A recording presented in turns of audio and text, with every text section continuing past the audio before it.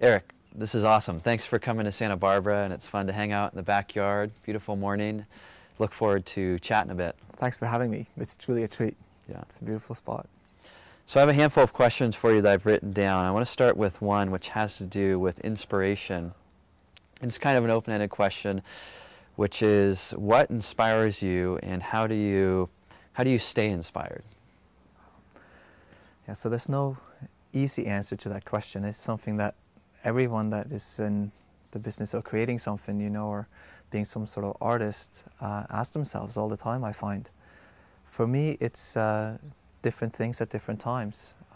Being away from photography, being outdoors, exercising, doing those kinds of things, creates this sort of urge to create. And then being in photography, looking at a lot of both images of photography and then other kinds of art and sculptures, and going to galleries and seek out visual things that might inspire you to do your own things. And also reading, you know, reading poetry, for instance, conjures up a lot of beautiful imagery in your own mind that doesn't really draw from other images, but something that comes from words and emotions, and you bring forth images that way. So there's a lot of different ways to be inspired. I think I saw this little interview with Chuck Close, and he said that people just think you sit there and lightning hits you and you're inspired. Yeah. He said that's not really true. He says most of us, we just show up to work and we start doing what we do, and that will take us somewhere. Maybe going down a road that you weren't really necessarily planning on, but you sort of go with it, and through that effort comes great art. Yeah. So what about when you're not inspired? How do you deal with that? I think you just go away and let that be. Let yourself be uninspired for a minute, and I think that's okay. And then, and then I think being away long enough, you will have this urge to create surfacing again. And then you start scratching that itch and say, okay, now I want to create something. I think to force yourself into creating work when you're not really feeling it might not necessarily be the right thing. Stay away from it, do other things, come back to it. Yeah. Well, what other advice do you have for me, just as I'm aspiring to be a good photographer and I'm aspiring to have a clear voice? What ideas or advice would you pass on to me or to them? Yeah, so it's a lifelong journey to find your voice. I think there's some innate sensibilities in everyone, something that you're drawn to through your childhood or upbringing or whatever there is. There's something that you're drawn to visually, and you will keep shooting those things over and over and over again, and you might not even sort of realize it, but if you shoot consistently and you produce a lot of work, those themes will start to surface. And what you do then is be conscious of what those themes are, and then you say, you know, this is sort of what I'm drawn to. I'm going to go and shoot only this for a long time. And that way you will nurture sort of the things, you know, those small triggers that you're drawn to and then you want to put in your pictures. And through nurturing that and developing that, you will get to your voice and your style. I think getting there faster without maybe just producing so many pictures and find yourself within that, maybe look at other people's work and draw from that and say, these are the elements I like, and then put that into your pictures next time, and you can maybe get there faster. How would you define success as a photographer? What is success in photography? Wow. Oh, wow. Well, success for me is different than anyone else, I think. It's yeah, so what is it for you? For me, it's being recognized for the pictures I take. Truly. When I do personal work and people respond to it, and either I get an email saying, you know, I love your work, or if it's someone want to buy a print, or and bigger than that, if it gets recognized in some of the award shows, that means a lot to me. It's truly, truly gratifying. I think there's 3 levels of success for me anyway. The first one is to myself, moving forward, feeling that I get better, feeling that I'm producing new and better pictures. And I gotten more and more aware of the content and what parts of myself I put into the pictures. So I'm trying to do that, and when I feel there's parts of me and something that I managed to draw from here and put it onto the paper somehow, that is success to me. Getting better and more proficient in my medium as a photographer. And then there's being recognized, not just by my family that says, "Oh, Erik, you're so great," but actually by other photographers and peers. And then there's the monetary part to it, to be a working photographer. I had my share of struggles, and it's not fun. And coming to a place where you can say that, you know, I have a visual language, and if you want to apply this in a commercial matter, it's worth something. People will respond to this, and it will help you market your product, and that has a value, and it has offered me, at least, you know, a great life, and that's success to me as well. So picking up that other side, which is the shooting, when you're really focused, and it seems like you have this, you know, this quiet intensity about you when you get to shooting. And I want to hear a little bit about that. First off, with how you work with models. A lot of photographers come to working with models, they're not really sure how to communicate with them, what to say, because again, they kind of have to create the image here, but then also work with someone as well. How does that work out for you? What ideas do you have for us with that? Almost the same way as I just explained with the client. Explain to them what you're trying to do and what your goal is. I always tell, okay, so this is what I'm doing, this is the background, this is my thoughts, this is the idea for the person, and I try to get. And does that happen? Sorry to cut in here, but does that happen before hair and makeup, or when do those kind of conversations happen? Often during. You know, Yeah. I like to sort of observe the person I'm photographing during hair and makeup. Just sort of sit there and I mean, there's vibes there. You get a sense for who the person is, and you get to say hi without sort of being on camera, because Right. often that sort of, you tense up. The person Right. gets like, okay, now I'm going to be on camera. Right, and that's why I think I was bringing it up, because it's finding those little moments. Yeah, you establish some rapport before then, so when you pull the camera up, it's not quite as awkward.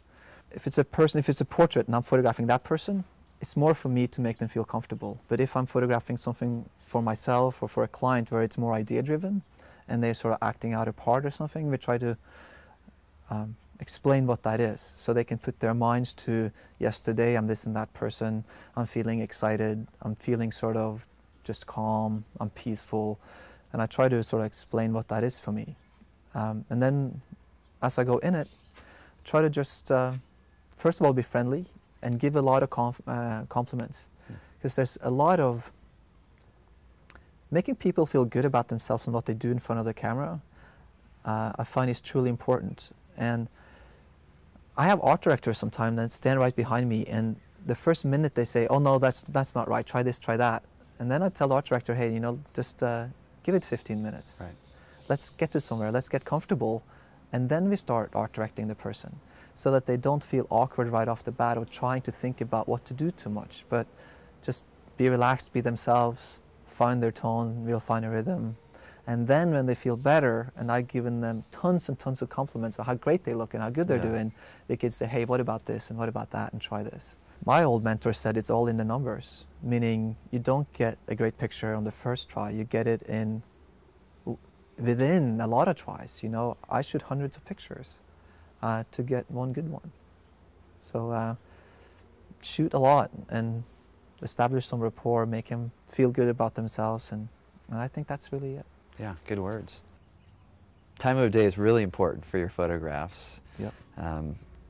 At least from viewing them, it seems like you're shooting in the morning or the evening. Is that the case, or how does time of day fit into your style and pictures you make? Yeah, oh, that's important. So I always start with emotion and color palette.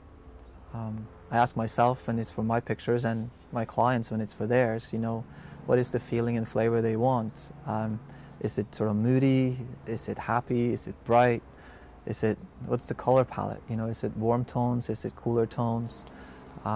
So when I found what that is for this particular picture I want to make, then it's either, for me and my sensibilities, it's either before the sun goes up or after the sun goes down.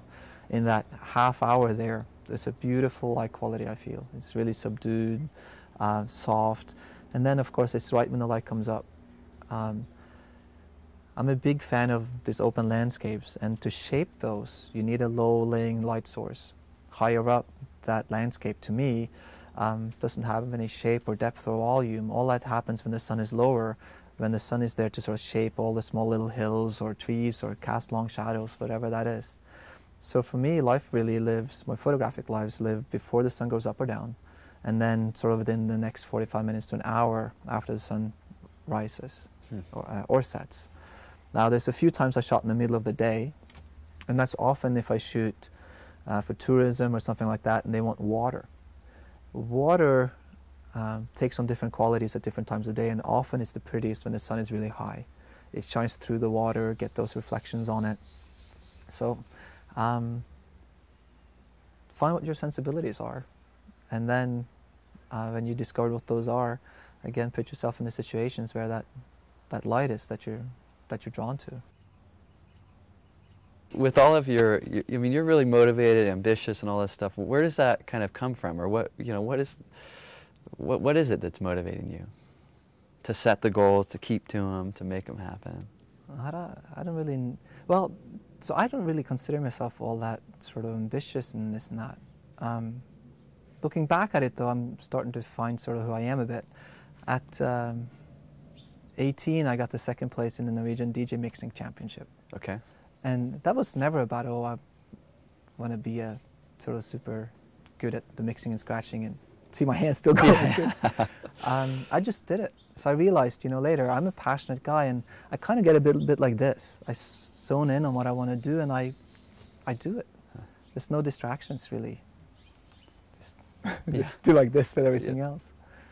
So I think that's it. It's more about passion and wanting to be better and become not just better at my craft, but also as a person, all those things, and sure, try to fuel that. Where that comes from, I don't know. I do feel, though, that if you have a TV, turn it off, toss it out, and start thinking about what you want to do instead. I think that's a time suck. And if you have goals, if it's photography or other things, get rid of the parts in your life that's distracting you from who you want to be. One more question for you. It has to do with this story that I once heard of these two photographers. One was the mentor, the other the student. And just as the student was leaving the mentor to kind of go and shoot on his own, he said, what I want you to do is to go out and tell the truth, but do so in beauty. In other words, he gave him kind of these parting words, this final advice on how to pursue photography. So I turn that to you. What are your parting words for me and for us as we've had a chance to spend some time with you and now kind of go out and create our own images? I think my parting words would be similar, really.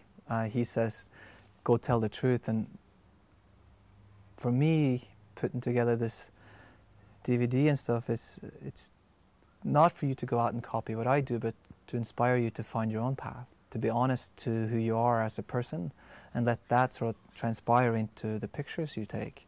I think finding who you are visually and then go out there and sort of nurture that to create your own style is what's imperative, I think, in becoming a good photographer or honest photographer.